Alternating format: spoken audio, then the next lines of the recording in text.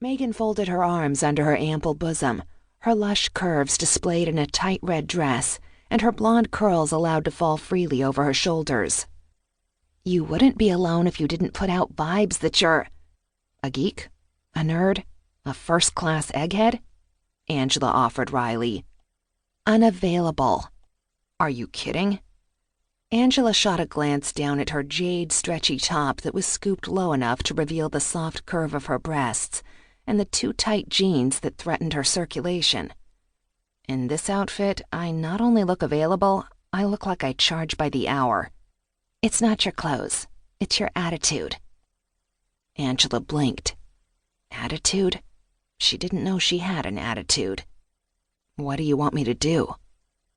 Megan placed her hands flat on the table, eyeing Angela with the same stern expression she used on her students at the local preschool. "Pay attention to the men who are here, not the one who isn't." Angela tried to squelch the renegade blush that stole beneath her cheeks. "I don't know what you mean." "I mean that it's all fine and dandy to moon over Professor Hottie, but what's it gotten you?" A blonde brow arched. "Unless there's something you're not telling me?" Angela ducked her head, allowing her finger to trace the beads of moisture that trickled down her untouched drink. Professor Hottie. Or better known as Dr. Nikolo Bartrev.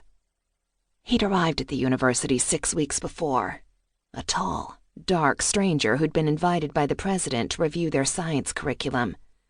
Angela didn't know precisely what his work entailed, but she did know that one glance into those pale blue eyes and she'd been lost.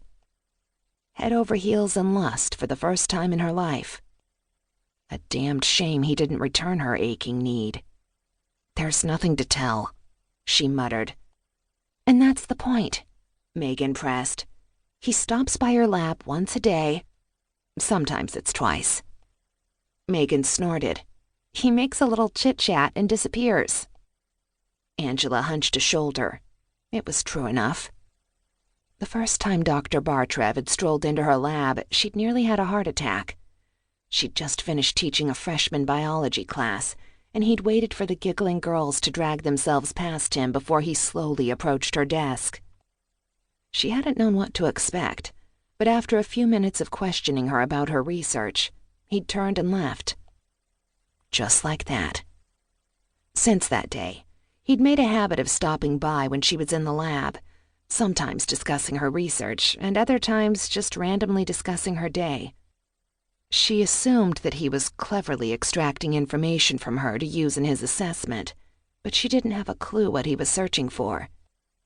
And she didn't care.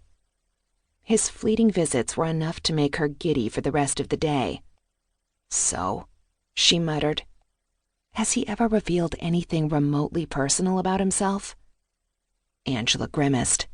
After 6 weeks, she didn't know a damned thing about the man. Well, she knew the precise scent of his warm male cologne, and the way his cashmere sweaters stretched over a wide chest, and how his pants clung to his tight ass. But anything about the man beneath the gorgeous exterior? Nothing. Nada. Niente. No. Has he ever asked you out, even to lunch? No. Has he ever brought you anything? Flowers, candy, a bagel from the cafeteria? No. Has he ever tried to get his hand down your shirt?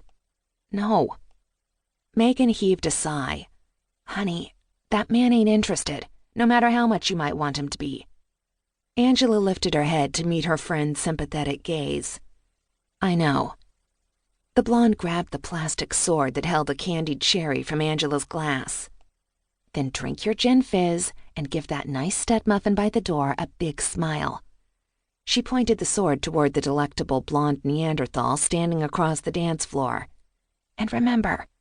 "Remember what?" "You're beautiful." Angela rolled her eyes. She had a mirror. She might not be the bride of Frankenstein, but she was a long way from beautiful. Average brown hair she kept in a ponytail. Average height with average curves. Average features that were pale from the hours she spent in the lab. The only thing remarkable was the wide brown eyes that were heavily framed with dark lashes, but most of the time they were hidden behind her protective lab glass.